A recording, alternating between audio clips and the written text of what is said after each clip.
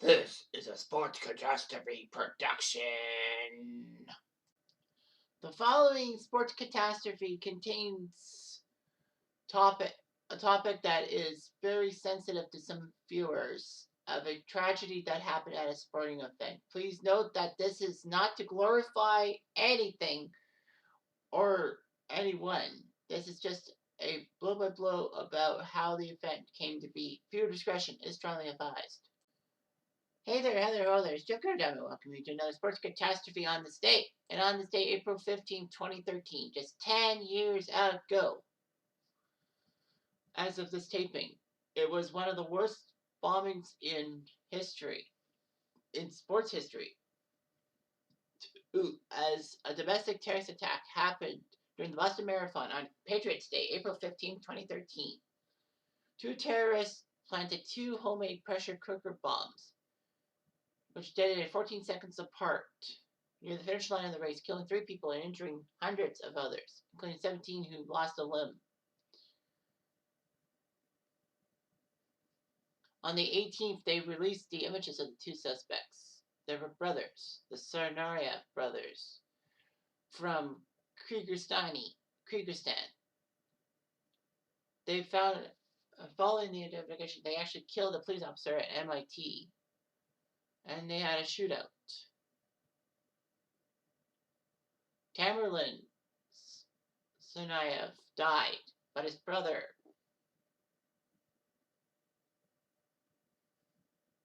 was there. They did find him hiding in a boat. He was shot and wounded. It was found out that Sukhar said that he and his brother were motivated by the wars in Iraq and Afghanistan. They were self-radicalized. They were not connected to any terrorist groups, meaning that no one would claim responsibility. It was brothers lead. They learned to build explosive devices from the online Al-Qaeda magazine. They wanted to bomb Times Square too. Unfortunately, though, for him, he was charged to death, sentenced to death,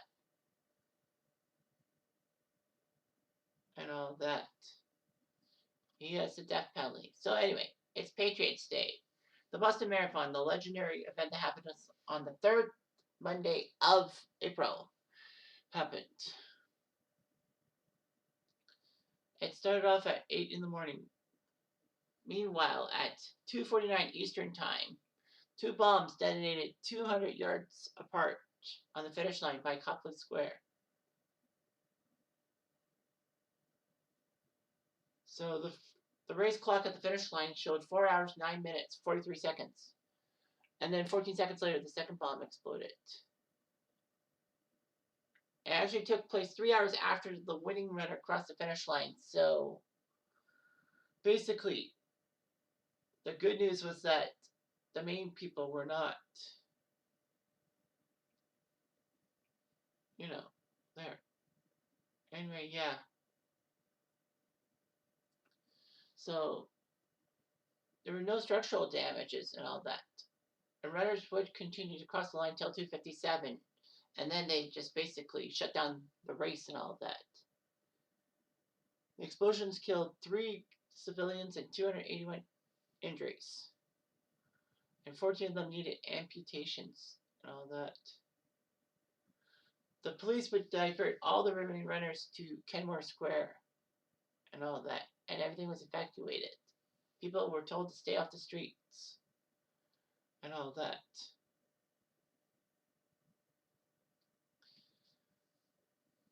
Because owners fled from the blast, there were dropped bags and parcels.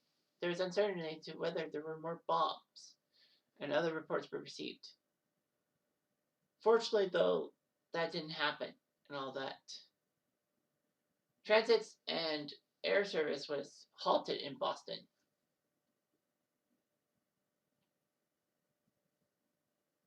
So, anyway, some people said cell phone service was shut down because they didn't want cell phones to be used as detonators and all that. So it was just hard and all that. Fortunately, though, visitors who were left with nowhere to stay were actually welcomed by Boston area residents. There was a lot of responses an investigation. It was a pressure cooker thing. They knew something was fishy. There were bits of metal, nails, ball bearings, black nylon pieces, wiring, electric circuit board into a crock pot, a pressure cooker, as it's called. Yeah, they found a lid on a nearby rooftop. And the brothers used bomb making instructions found in Al Qaeda. So, anyway, the suspects were identified and they were looking for them and all that.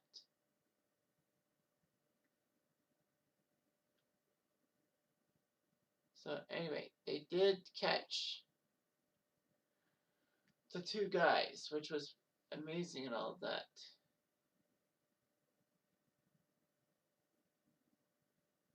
Jeff Bauman, who lost both legs, actually wrote in the hospital bag, saw the guy, looked right at me, and gave a detailed description of the suspects, and the images were identified and circulated. So for 3 days, they didn't know who these guys were. But anyway, yeah. It was huge and all that.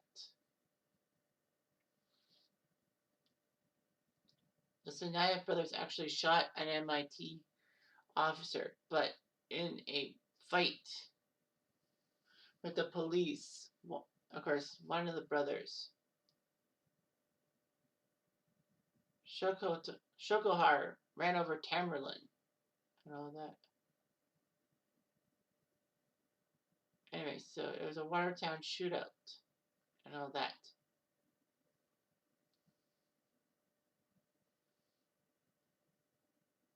So anyway, they were trying to look for Johar, as they call it.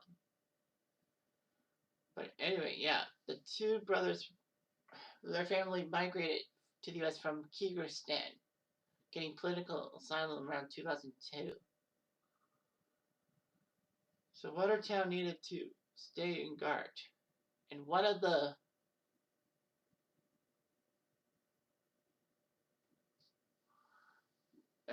guys found him in his own backyard. It was funny because, his own father said to give up. You have a bright future ahead of you. Come back to Russia. Are you nuts? They catch him. He's not going to go back to Russia. He's going to be taken down in the United States.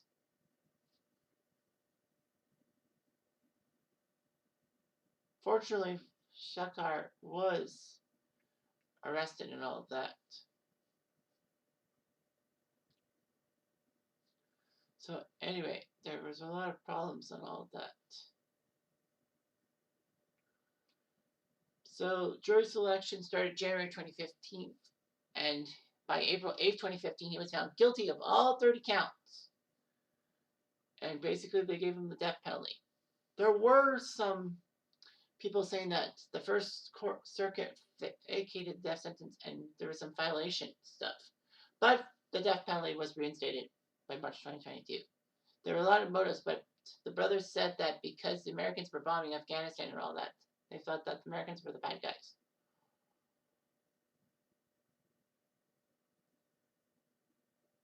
So anyway, at the time, Sokdar was actually a student at UMass Dartmouth with a major in marine biology. Okay, fair enough.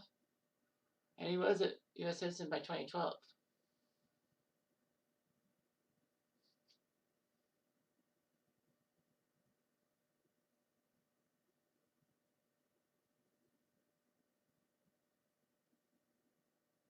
Yeah, but anyway, there were rumors that the Tsarnaev's mother actually was an extreme radicalist and supporter of jihad who influenced her son's behavior.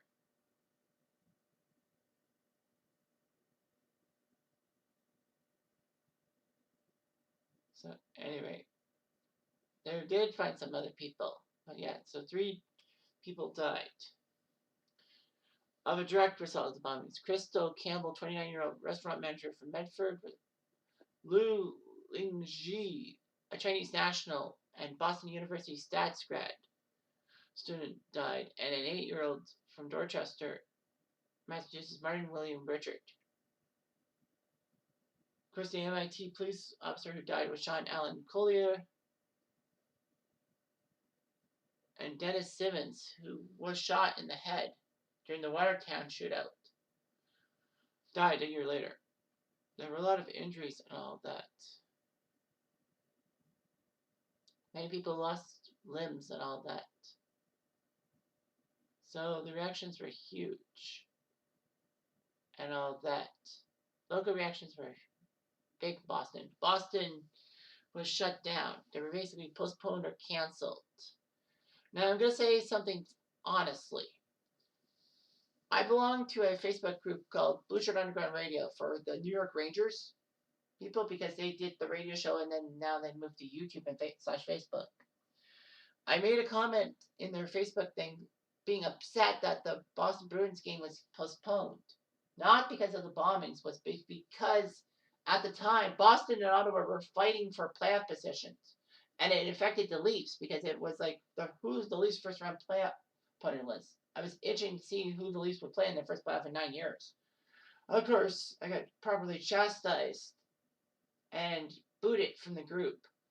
So I got booted from the group for 3 days, but I self-imposed an extra 4 days. So I kicked myself out for a week. Well, the playoffs weren't around, so it didn't really matter. And I wrote an apology saying that, what I said was not correct. It wasn't to do with the bombing. It was to do with the NHL schedule and how this would affect the Leafs because they know I'm a Leaf fan too. So I made my apologies, and they basically said that at least you came to admit it and all that. Regardless, Boston was suffering. Boston Strong was huge. David Ortiz, in the first home game for the Red Sox after the tragedy, said, "This is the best fucking city in the world." I think that's what he said. Regardless, it was just huge and all that. A lot of people said that there was anti-Muslim sentiment online because of the bombing. What the problem was, the anti-Muslim sentiment was basically 9/11. So this just adds on to it. But, they're the bad guys. So anyway, yeah.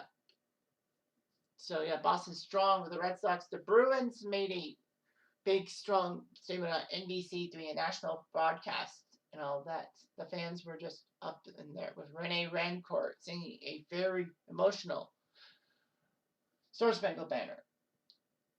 The Bruins ended up going to the finals, and people were thinking, oh my gosh, the Bruins are going to win the Stanley Cup for the city of Boston. But no, they didn't. Chicago took them out in 6 games. I cheered for Chicago because I figured Chicago had something cooking for them. And funny as it sounds, in March, I actually told my uncle, who's a Boston Bruins fan, I said, it's going to probably be a Chicago-Boston final. No, sorry. I told them that Boston, Vancouver 2011. In late May, just the day after Chicago beat Detroit in Game 7 of the conference semifinals, I told my mom and my dad, who's now deceased, I told them, I said, I think it's going to be Chicago over Boston in 6 games. And little did I know, I was right on the nose. But the fact of the matter is that, it was just tragic. The Red Sox did win the World Series for the city of Boston, so at least Boston got something out of it. The London Marathon was put on hold by notice.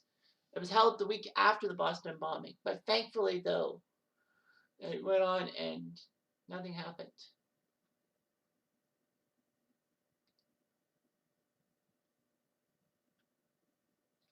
So anyway, yeah, there were a lot of conspiracy theories and all that.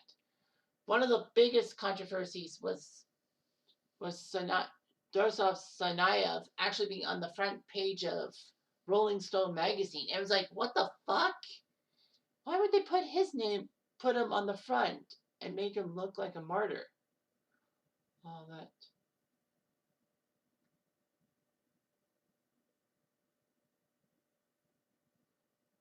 So yeah, there's a couple of movies. Well, Patriots Day, a film about the bombing happened in 2016, and Stronger, where the experience of Jeff Bauman, the guy who kind of identified the Tsarnaev brothers, was released in 2017.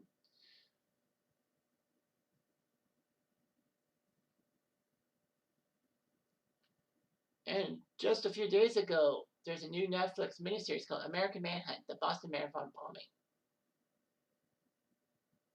So anyway, that's huge. Now there is also another bit of news that was not said because Family Guy, you know how controversial they are. They allegedly weeks before the Boston Marathon bombing had a episode about Peter somehow being radicalized, meeting some Muslim friends and radicalized and wanting to bomb stuff using cell phones and all that. But what people forget, what people will probably remember, is one of the cutaways in the first act of the show was that Peter says, I haven't felt a rush while he's skydiving since I won that marathon. And we see a marathon running, and then Peter, using his car, ran down many of them. And was even interviewed by Bob Costas. So they basically said that they predicted the Boston Marathon bombing and, of course, the whole bombs thing. So, like, people dying at the Boston Marathon, but no runners died, though. So I got that part wrong. But still, a massive tragedy. And Boston's strong forever. You can believe it. Anyway, I'm dropped down and I do.